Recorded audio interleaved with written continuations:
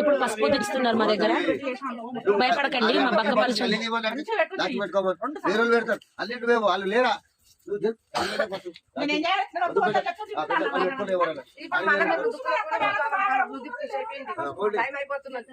ఇంకొకరు అప్పని పెట్టినా ఇంకొకరికి తగ్గపెట్టిపోయా మధ్యలో మీరు అంటే మరి ఎప్పుడైనా తల్లి పోదు మళ్ళీ తక్కువ పెడతానంటారు.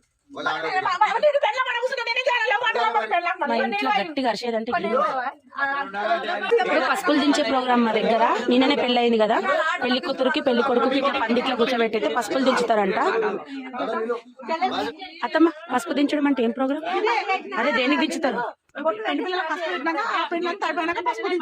అవునా అవునా, పెళ్ళంతా ఒంటి మీద పసుపు దించుడు అవుతుందంట. ఇట్లా అందరం కూర్చున్నాం ఫ్యామిలీలో, అందరం సమక్షంలో ఇద్దరు ఇట్లా కూర్చోబెట్టి అయితే పసుపు దించుతున్నారు. ఇగో పనికి మాలిన మర్దల్స్ వీళ్ళిద్దరు, తప్పించుకునే మర్దల్స్, వేస్ట్ మర్దల్స్.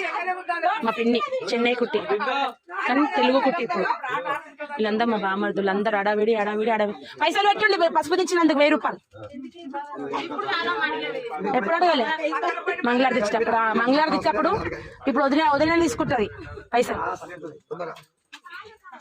ముసలి వారా చలి పెట్టడానికే. ఆ బిందమ్మా కొంచెం జర వంగేటప్పుడు జర చూసుకున్నాము. మా చెల్లెలు అయితే ఇక్కడ పసుపు వస్తుంది, పసుపు తెచ్చుతుంది. పసుపు తెచ్చుతున్నావు.